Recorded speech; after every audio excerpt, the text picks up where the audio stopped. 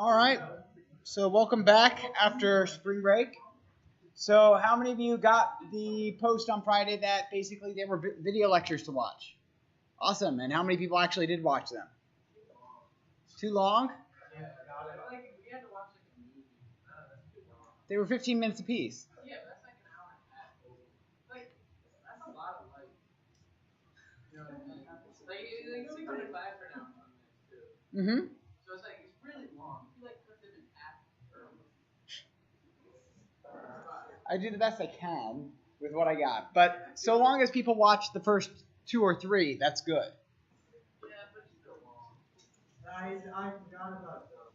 It's fine. You'll be able to catch up on them when you get the opportunity. So today, of course, there's not going to be a lecture. Instead, we are going to be working on an assignment I've got for you guys, which I posted. I got to bring my computer too. Well, good for you. It's a pair programming exercise. Pair programming assignment. So this will count as an assignment grade. Okay? Not as a quiz grade, but as an assignment grade. So when is it due? No clue yet. That depends on how well this goes. Because I don't, I'll let you guys. I'll update it when I've got a better idea of a due date. Pretty much everything is in flux for this week and next week. It all depends on how well or poorly you guys perform during this. That includes the location, the time of your next timed lab, which ideally, honestly, it lines for the exercise we want to do. It lines up best if we do a timed lab this week, because it's a pretty easy. Because what I've got is a pretty easy thing. So you might have a timed lab this week, unless of course it looks like you guys are doing pretty terribly, in which case I'll knock it back to next week. But yes. The arrays. It would be a time lapse over arrays. Yep. So again, it all depends on how you guys are handling this stuff. That's why I say everything is in flux. So but part of this about this is that I get to adjust the curriculum on the fly and say, hey, okay, you guys aren't doing so hot, so maybe it should be next Friday. But I just look at the homeworks I typically give out at this time. Honestly, though, this should be something pretty interesting for you. So don't worry about that. I'll let you guys know by the end of class whether or not we do a time lab. So, this is something I posted about an hour ago, 40 minutes probably, closer to that. I had it done earlier, but I couldn't get it posted. So this is a group assignment I've split, and it's a big project, but fortunately for you, it's split up into small, manageable portions, very, very small and very manageable portions. Okay. So, and it breaks up into 4 parts, 3 of which are coding. The 4th actually involves very little coding on your part. So the first part is review on stuff you already know. The second part is going over arrays. The third part is file reading, and in a sense also goes over arrays. So how do we read from files and working with that? It's the first 2 that I really care about, and they're going to be the bulk of the grade for this one. I'd say about 35 points apiece. So doing the review section and the array practice, those together should give you a pass, essentially, on this assignment. The next part is file reading, and basically how do we use the functions we just made. And the last part is science, like actual bona fide data science. So the main purpose of this is looking out for hidden patterns. We've got mathematics all over the world. Just ask your local physicist about that, and they can tell you all about obvious stuff like Newtonian mechanics. But sometimes it's not so easy and obvious to find stuff, and you only find stuff by idly fiddling through logarithm tables. So there's something that basically that pretty much large data sets have in common, such as the number of social media posts made every day, the population of every town in the United States, the address of every faculty member at Temple, and the size of the tallest 100 buildings. Any large data set will have some weird mathematical law in common with it. And it's going to be your job, basically, to try to look and find out if there's something about that. So our end goal is a program that figures out the distribution of the initial digits in the data set. So basically, I want you to read in what you do is you read in a number n and a list of numbers, and it prints out an nth of 10 values. Let's see. I've got to fix that part because yay control paste, or rather control find replace all did that. Basically, I want you to find the frequency with which each digit 0 through 9 appears as the nth digit. So basically, if I give you a list of numbers, I'd like maybe you to tell me what all the first numbers are, what the distribution of all the first numbers of the digit are, what the distribution of all the second numbers of the digits are. For instance, here's a data set I posted online. I don't know if any of you know about LiveJournal, or that was a thing, but it was a thing, and they had plenty of data. And here are basically the number of individual posts made day by day from 2000 to 2005. So these are the number of new accounts. Seems to have glommed on some numbers together, probably because it was opened in let's see, edit with Vim. Let's see. Yeah, it looks more convincing than a couple hundred. So select font. There we go. So these are individual counts per day, and maybe I ask you to find out what's the distribution of all the leading digits. So basically, you'd count up all how many times the numbers start with 3, how many times the numbers start with 1, how many times the numbers start with 2, how many times the numbers start with 5, those kind of things. And you just keep them in an array, right? Index 0 stores the number of times each number starts with a 0. Index 1 stores the number of times the numbers start with 1.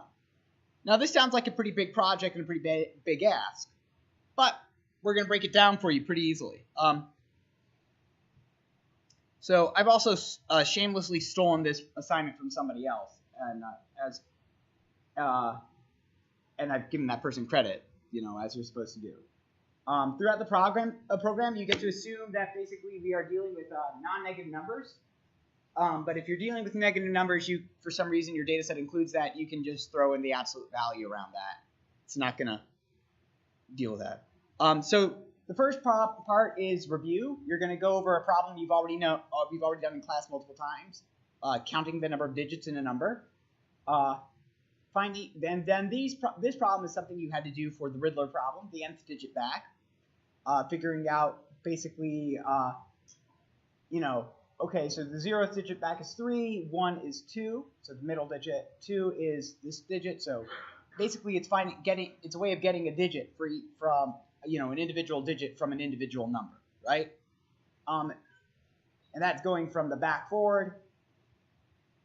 Nth digit is the other way around.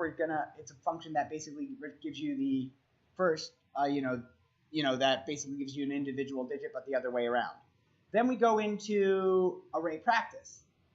So this part is just basically stuff that you already know, no need for arrays, right? This review section is no need for arrays. You've already done everything in there before. Okay. Then once we get to arrays, you'll be taking a method that takes in an array, and you'll be updating it with the count. Basically here we're asking to... And I give you examples of how that works. The examples that examples were provided to me, and I made sure to pass them along to you because they're pretty good examples. And next, you're going to basically be doing that over an array of data. Okay. And then the third part of the program is writing a method that basically, instead of having it, that basically allows you to get an array of data and take in a file, turn it into an array of integers so that your methods can process it. Basically, we're just building this from the smallest component up, from the least complicated components to the most complicated components. And because each of the more complicated components rely on the least complicated components, they actually work out pretty well. And then the last part involves no coding, which is I want you to make observations. It's a 5-point penalty if you we'll find out. Right now, what I've got down is that for the full 100 points, you got to find some data on the web and use it yourself. So create your own data. Your group's got to create its own, find its own data. But if you are feeling pressed for time, or you really want to use my data sets, or well, not mine, but data sets that somebody else came up with, and I've again copied as well, you can use those to test out your data and look at what happens. See if you can't spot anything really unusual, something that defies your expectation. And then you can post your data set to onto the discussion that I opened on Canvas, and you can talk with other students about the assignment there or about observations they've made. Okay, so go ahead and get started on this. Find a pair. This counts as a homework grade, so we will be. So this is something you'll want to demo to us in lab eventually. So, all right, so get to work. I'll be around to help with you guys.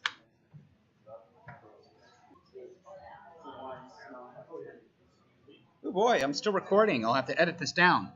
Okay. So for the nth digit back, I'll just have this in the video. You'll want to be sure to that one. You can solve that one by dividing by a power of 10.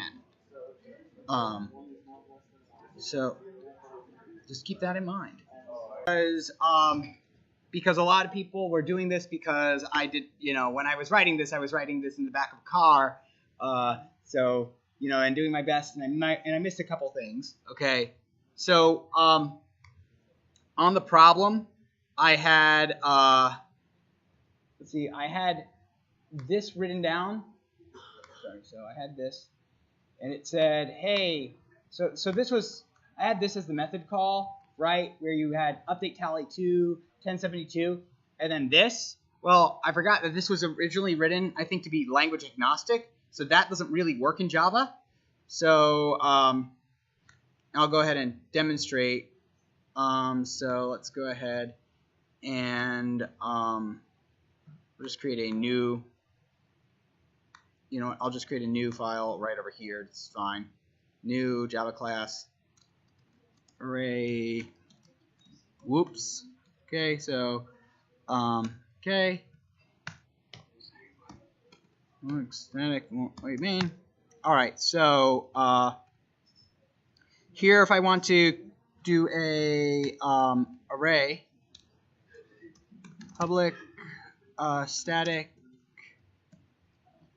void foo int r. It's not going to do anything because that's not the important part. What we need instead is something like let's see. So if we try to do foo and then we pass in an array like this, 1, 2, 3, right? That's not going to work. Okay, not in Java. In Java, and you might think, okay, that's right. I have to initialize array literals like this, right? Well, that's not going to work either because you're not allowed to do that in Java. It says you have to actually create. Now, if you can do it like that in Java, that's okay, but it looks messy. So let's not do that. Instead, the way you should pass arrays in, especially if you're testing your method, is like new int, and then, well, we were calling ours tally, so we could do, it like this, or alternatively, we could do tally is equal to new, and since we're dealing with one that's 10 large, right, we could do it like this. Right, so you want to pass that in, and then pass tally into your method. Yeah. Okay, so I just noticed 3 people. I had to address that to like 3 different people in a row. So, so if you've made that mistake, congratulations, you're not alone. I think it is valid to do something like this in Python. Right, perfectly valid in Python, but we're not working in Python, unfortunately. And I will go ahead and I'll have to fix that in the write-up because even I make mistakes, especially in a write-up this large, right? This was a multi-page write-up. But the end result was that basically we've actually got a project that does stuff with arrays, so that's nice. Okay, so we still have 13 minutes left, and that's perfectly fine because don't feel bad if you're nowhere close to being completed. You're more than welcome to keep working with your partner outside of class here. We will also use the time in class tomorrow. On Wednesday to work on this. And if for some reason you fix this, you can also work on, the other homework that's due this Friday. I don't know when this one will be due, but, I'll be answering questions about, this problem specifically. So plenty of time. We'll see how, I'll make the due, basically depending on, so I think you guys need a bit more practice before I throw a timed lab at you this week. So I think next week, not this Friday, so next Friday, that will be the 23rd will be a timed lab. Okay. Next thing to note is that I will be out the week of the 26th. I believe that's the week I've been scheduled to be out. And for that week, I will be arranging for the TA to be here and to basically be, or if I can't get the TA to do it, then to get some other professor here to basically answer your questions, but you'll be doing more in-class work here. And I'm just going to try my best to basically teach you some very interesting and fun things to do, but we'll see how that week works out.